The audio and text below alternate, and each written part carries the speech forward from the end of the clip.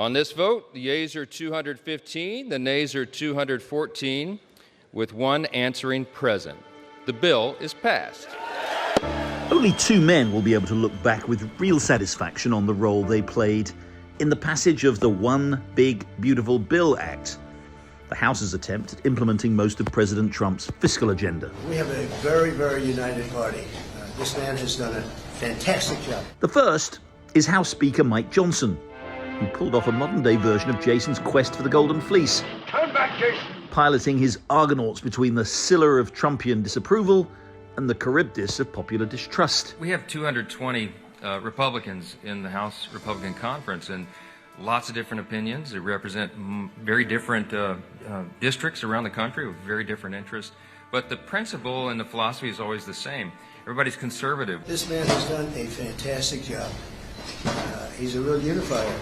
The second is New York Representative Andrew Garbarino, who slept through the vote. Andrew Garbarino did not make it in time. He fell asleep in the back. No kidding. I know. I'm going to just strangle him. But he's my dear friend. On reflection, Mr. Garbarino's state of unconsciousness may well have saved his reputation from a big, beautiful bill that will, in fact, quite possibly prove to be a monstrous act of economic mismanagement. This is not beautiful. It's ugly. It's revolting. Not only does the bill add $3 trillion to the government's $36 trillion in debt over the next 10 years, it fails to produce anything more than a tiny reduction to the spending extravaganza we've seen of the last 5 years, with cuts of less than 2% of projected outlays over the next decade.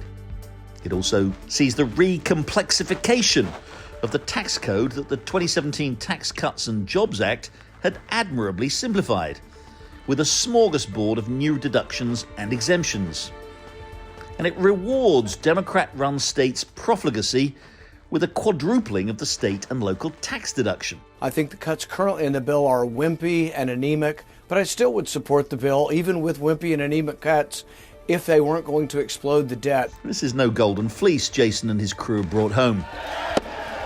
Instead of doing its part to facilitate the better parts of Mr. Trump's economic ideas and acting as constitutional ballast against the bad stuff, Congress is diluting the good things and doubling down on the, let's call it, madness.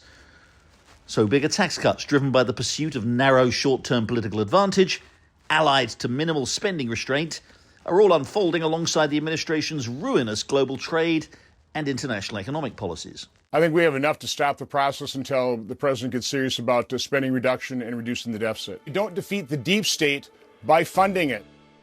We have a president who makes radical changes to tariffs based on economically dim views about international trade, and who then changes and unilaterally changes them again with no notice or consultation. You know, the iPhone, if they're going to sell it in America, I want it to be built in the United States. Mr. Trump believes he's the authority to tell companies like Walmart what they should be charging their customers, and companies like Apple exactly where and how they should source their production. The best way for us to make sure that we have secure supply chains for the American people is for that manufacturing to take place here. And so the president was very clear with Tim Cook. He is wanting to see them have that manufacturing capacity done here in the United States. We're not looking to have it move from China to India. We would like to see that activity right back here. He also pursues an approach with regard to American universities that will inevitably discourage the brightest minds in the world from coming to America, where for decades they've contributed to the country's world-beating success in science, technology, and entrepreneurship. Meanwhile, we have a Congress that unilaterally surrenders its constitutional responsibility over much economic policymaking and weighs in happily to compound the problem with politically expedient and reckless contributions of its own. No tax on tips, no tax on overtime, no tax on loans for American-made cars. And yes, before you object, this comes after 4 years of a Democratic administration with a complacent Congress that seized the opportunity presented by a dementia-disabled president to advance its own radical and economically ruinous goals. I'm glad that the Senate's going to have a cut of this SALT agreement that's going to add $385 billion to our deficit spending. For the past decade, American business has enhanced its advantage over the rest of the world, innovating in artificial intelligence, biotech, and finance, boosting its productivity.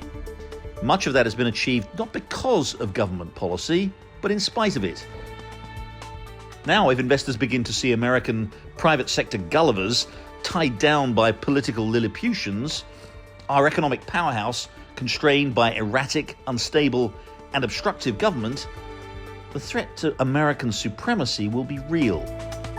Unlike some in the lower house, senators will want to stay awake for that. We will be prepared for various contingencies, obviously one of which could be taking up the House bill and then offering a Senate substitute.